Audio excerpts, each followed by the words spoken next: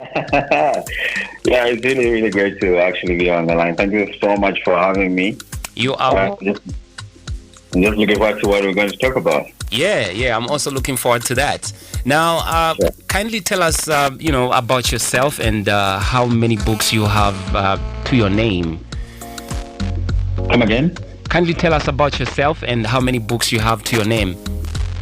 Okay, my name is Jimmy Kanzovia. Mhm. I am a fiction writer. I'm a creative writer. I'm a poet, I'm a photographer, I'm a radio. I was on a radio Metro FM that where I was running some programs that I used to address a lot of issues that are affecting our society. Mhm. I'm still a full member of a TV show on the ZMBC TV2 called The Link, and I'm currently working for Women in Southern Africa, and also a board member for Caritas Czech Republic in Zambia. And I've written, I have about 5 books on the market so far. I have Silent Pain, which I released in 2017. I have Dark Shadows of Emotion, which is a book series. I released book one in 2018. Mhm. And then in 2020, I released Awaken Shadows and Light, which is also a book series. And currently, right now, last year in December, I actually launched a two book series, which is the Night Asher and the In Between a Confrontation. Okay. So I released the book during the Chilemba Literary Festival in Calgary at Nkrumah University, where we're just trying to address address a lot of issues to do with writing, help promote reading and writing culture in our country. Mhm. Yeah. All right. That's interesting. Now, as an author, how did you grow up, and does your work in any way address issues affecting our society?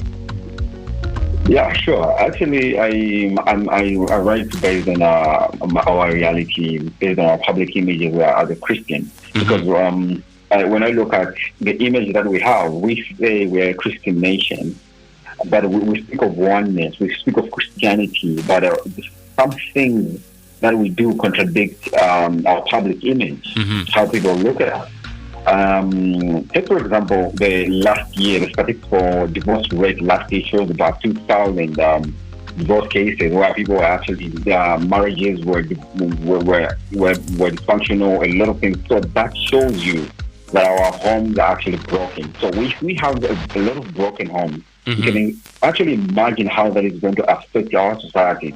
What impact does it have on the children that are caught in the middle of those divorce cases? Mhm. So I write on issues that are affecting us. Mhm. So these issues, I'm trying to help. I write a lot on family because I'm trying to find a way to make family help rescue and secure society by raising up children that are actually morally upright, by inculcating values, by helping parents see the better side of inculcating values and morals that are going to help these children get to be who they're supposed to be.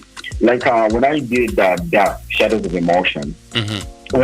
first of all, when I did Silent Pain, I was talking about the broken relationship between a mother, a father, and their children. The broken relationship between the children and their fathers. How that affects the children with their choices, with everything else that they do in life, and how everything unfolds with time. When I did that, I was talking about a happily married woman who was cheating on her husband because her husband was cheating. But when you look beyond that, what could really lead a married woman to cheat on her husband if actually her husband was in a reckless? So we find that men are not really fully prepared to actually be in a space where they actually going to take up the mantle of manhood, the mantle of being in the head of their family, the mantle of just being these role models to their children. That's why we find that a lot of men get to die too young, without staying too long. They were models from start of their children, but they don't stay long enough to see their children become who they were supposed to be because either they were confused, they got themselves in problems, they died young, and all those sort of things. So what I was trying to bring in that was just trying to find out how do we help these relationships? How do we help these marriages to stay together? It's one of the maybe helping women get to reposition themselves, helping men to reposition themselves. So when I did the Dusk book one, I was focusing on women. So Dusk book two becoming a this year where I was trying to focus on men. What is it that men are really afraid to confront and deal with? Because our society is a mess right now. So we need people that are actually going to be in a space where they actually going to do a lot of things. Because even in the Bible shows us the value of family from the beginning, from the Genesis. How God created the man and woman, how He created heaven and earth, and everything that follows. You see the value of family, how family has been. So there is this need for us to protect our society using family so that we can have a healthy country, because a healthy country is as a result of a healthy family. Hence, a society that is also reflecting what is happening in the family. When you look around, it's all these divorce cases that are there right now. Are you really telling me parents that are actually talking to these children before they get married, are they doing enough? Those are some of the questions we should be asking ourselves. Are they doing enough to talk to these children? Are they doing enough to prepare these people? Even when they're getting into marriage, they know what they're getting into, other than rushing into divorce. As Christians also tell us that there's no divorce. Unless the divorce under certain circumstances where it's necessary, we see is there's just all these other issues. So I'm right in society, and my hope is that my work Sunday gets to help people get to see what's beyond themselves, because what I really inculcate for, or what I really advocate for, is to find a way to put our society to be in a very good place, to be healthy, to be upright, because our families define our identity, which is a complex of our ideas, our culture, our perception of life, how we perceive things, and the pieces of ourselves.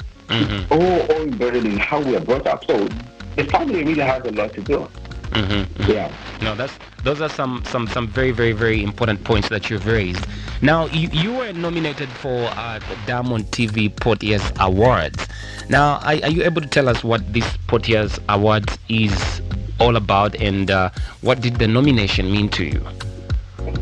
Okay, the Diamond TV Largest of the Year Awards nomination was really amazing. I didn't really see that it's going to come, because what I thought was, okay, I didn't really even pay attention to it, not until people actually started telling me that, oh, I voted for you. That's when I started paying attention. Like, okay, what is it that people are really voting for?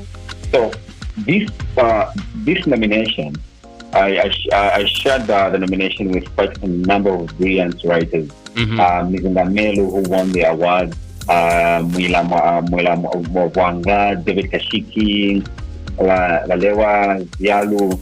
Yeah, these are one of the guys that I shared the nomination with. To be honest, it was a great honor, and I'm really humbled for that recognition, that among great thinkers, among great knowledge developers in our country, but I was also selected to actually be part of the nomination. Of which, for me, I really felt really honored for Diamond TV for having given me that opportunity, the chance to actually recognize my work, that what I'm doing is good enough to actually for our society to be there. So that I just felt really honored by that. So, and also, it's a very great encouragement, because I thought that we just writing these stories to ourselves, but I realized that we're writing these stories to change lives, and people are seeing what we're doing. So even the stories that we tell ourselves are really great. So for me, I thought novels, instead of getting into writing the fiction, non-fiction books and motivational books, but I thought of writing using stories, because stories that have the power to actually change a lot of things. So that's how I was like, okay, how about I just get to write stories that are actually everyone else is going to relate to. So that's how I just sort of doing whatever I'm doing right now to get help to my society. Nice one. Thank you so much, Diamond TV, for that nomination. So looking forward to 2022, because I have a lot of work that I see coming. Yeah. Nice one. Now, you being a writer, what has been like, writing books in a country like ours, where, our reading culture is not so good? And what are some of the successes you have scored? Okay. Some of the successes I've scored, all my books have been collected by the Library of Congress, the largest library in the world, which is based in America. I think that is one of the greatest achievements I've ever had. And also, what I would like to say about people saying that our country is not reading, I really do believe that, I believe that is just some sort of a stereotype, because people are reading. So the question is, what are people reading? or because what are people reading? So my thought was like, people should just change and shift their attention to the Zambian book, to support the Zambian writers, to support the local authors, to help the local authors grow, to see how best they can actually get there. Because everyone is on telephone, on phones. It's not always that they're reading. It's almost everyone is now on their smartphones. It's not always that they're reading, but most of the time you find that they're actually really looking at something, a story or something. They're reading. You see? So what we just need is to change, let's shift our attention to the Zambian writers, to help the Zambian writers grow. So we need to use some of also my other peers to just help. I just need to use some of the Zambian good novels, good collection of poems, good collection of short stories in our education curriculum, especially in literature, because there is no culture space. This is the culture space that is defining. This is the cultural space that these PPOs are going to learn from, something that they're going to relate to.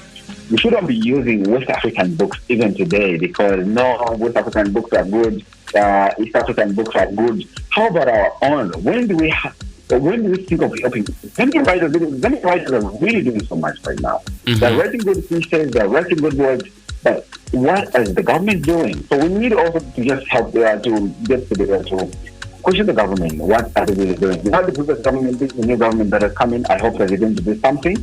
So my hope is that they're going to also help try to promote the Zambian writers. These good works that we have, how best is the government going to do in helping them to put this work in their education curriculum? Or how best can they use some of the good pieces infused in our education system, other than using foreign books that foreign works that do not actually apply to the cultural space of our own here. We're different. They are different that side. But what is it that they can also pick up from? What is in this cultural space, which is Zambia, to actually be able to help people get to read? Because when they read, they'll be like, oh, I know this place. Oh, I know this place. Oh, so this is our what? This is our... There's a lot that people just need to do. So we need to also not move away from our culture, because, to be honest, a lot of things about our culture is really good that we shouldn't move away from. So I'll just end there. That's very